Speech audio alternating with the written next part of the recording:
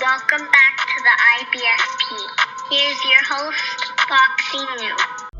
Welcome back, fight fans. Welcome back. Let's just dig right into it. Sergey Kovalev stops Anthony Yarde, and you know what was a tremendous fight. A lot of people felt like Anthony Yarde was not ready for this moment.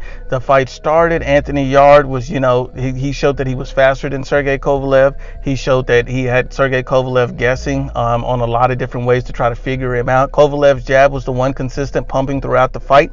But then at some point around the 6th, 7th round, the fight changed. Around the 7th round, Anthony Yarde started being a little bit more active to the body, and he started moving Kovalev a little bit. Around the 8th round is the round when Sergey Kovalev was likely to almost be stopped. Anthony Yarde looks like he was going to stop Sergey Kovalev in the 8th round. Anthony Yarde was going to the head, body, and he was really visually affecting Sergey Kovalev. Sergey Kovalev was exhausted. He dragged him deep into the waters in the 8th round, and he was really had Sergey Kovalev, reeling from a lot of big shots to the body, a lot of big shots to the head, but really the body work is what was really causing Sergey Kovalev all the major problems. Then after the 8th round, what happened was, Sergey Kovalev picked his jab back up, went back to work, and it looks like fatigue just caught in with Anthony Yarde. Anthony Yarde has never been a 12, round distance before. He normally knocks out opponents. He's not used to this level of competition, but he showed that he's a tremendous fighter. And so later in the fight, around the 11th round, he got stopped because he was just too exhausted. And in my opinion, I believe that this fight was solely lost because Anthony Yarde's fatigue set in. He's not used to going this far in the fight, this deep in the fight. A lot of people were saying the muscles played a factor into it because, muscles sometimes use twice as much oxygen.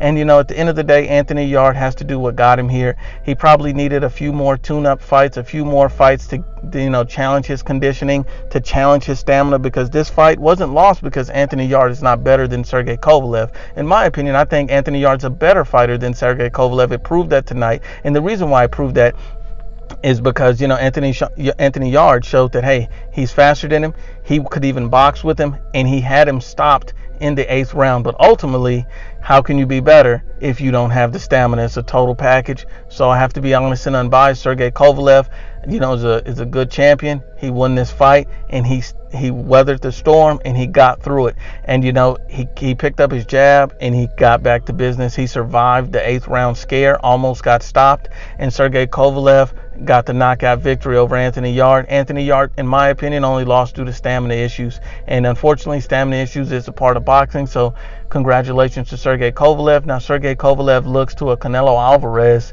as his next opponent because, according to Igis Klimas, his manager, he's already stated that Canelo Alvarez and Sergey Kovalev's deal is in place should he beat Anthony Yarde, which he just did. And at this point, you see Sergey Kovalev going against a Canelo Alvarez, and you see how that's going to be a completely different fight. And, just the aesthetics of the fight will be different. You see Canelo Alvarez is a much better and more experienced fighter than, Sergey Kovalev. Canelo Alvarez has the speed advantage. Canelo Alvarez has the defense advantage. If he thought Anthony Yarde was hard to hit at points, Canelo Alvarez is going to be nearly impossible to hit cleanly. His jab will not dominate Canelo Alvarez that way. Canelo Alvarez is used to fighting an opponent with an elite level jab, and that's Triple G. So there's no better opponent to face before you face a Sergey Kovalev than a guy like Triple G. And Canelo Alvarez's experience with that shows. And the fact that Canelo Alvarez is an elite level body puncher, a guy that can go to the body and attack relentlessly and vigorously, I think that he will stop Sergey Kovalev in the fight when they do meet. I just don't think that that's going to be a huge, obstacle for Canelo, because if you're matching pure skill set against skill set, I think Canelo Alvarez's skill sets will prevail because Canelo Alvarez has the experience, he has the defense, he has the speed, and he has a relentless body attack, all things that are Sergey Kovalev's weaknesses. Sergey Kovalev is not, used to dealing with a guy who has as much or more experience than him. He's not used to dealing with a guy who has elite level speed, who has elite level body shots. Sergey Kovalev will be overwhelmed with what Canelo Alvarez will bring. That doesn't mean it won't be a dangerous fight for Canelo. It will be, because you're going up 2 weight classes. You're facing a guy with an elite level jab and very strong power. But, it's a trend that Sergey Kovalev can't overcome at this point in his career. He can't learn to protect his body in one training camp, and it's always going to be a weakness of his. He's just weak to the body, and Canelo Alvarez will exploit that and expose that.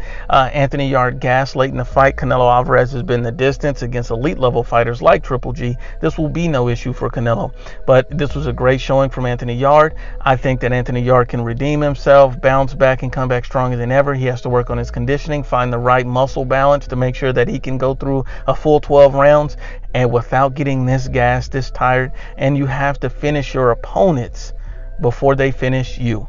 But once again, Unbiased as always, it's the IBFP. Please share, like, and you must absolutely subscribe.